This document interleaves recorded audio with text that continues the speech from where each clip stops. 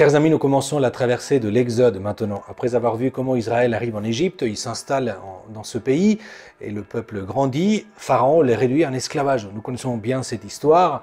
Je vous invite maintenant à vous arrêter sur la figure de Moïse, qui est cet homme qui a été éduqué comme un homme libre à la cour royale et qui va avoir le goût précisément de la liberté, alors que les Hébreux l'ont perdu. Ils ont perdu même le sens de leur union comme peuple au milieu de l'esclavage, de la souffrance. Ils ont crié vers le Seigneur et le Seigneur les a entendus, mais ils ont oublié qu'ils sont un peuple et qu'ils sont le peuple du Seigneur. Moïse va essayer de les aider humainement, mais il va découvrir qu'il n'y a rien à faire. Ce peuple a perdu ce goût de la liberté.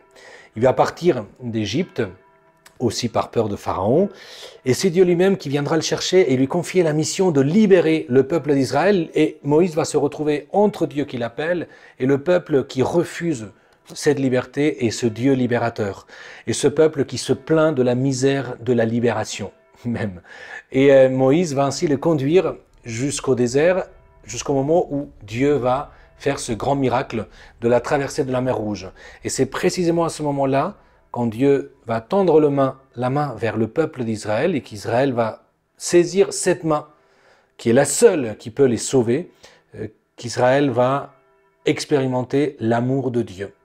Face à l'incrédulité d'Israël, ce n'est pas le peuple qui choisit Dieu, c'est Dieu qui choisit ce peuple. Et là, ils vont chanter au chapitre 15 ce cantique qu'on peut appeler le cantique de fiançailles d'Israël avec le Seigneur.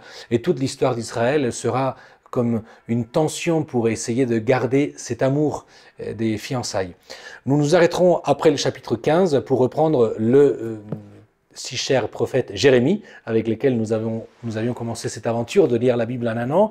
Et au début du carême, le 5 mars, nous reprendrons le livre de l'Exode pour continuer, après la traversée de la mer Rouge, la marche au désert avec le peuple d'Israël. Ce sera donc notre carême, et bien que le Seigneur vous accompagne dans cette lecture, qu'il vous aide à découvrir son amour pour nous qui sommes son peuple, et que aucune servitude, aucun esclavage ne nous fasse oublier notre union comme peuple de Dieu, choisi par le Seigneur pour porter son amour dans le monde.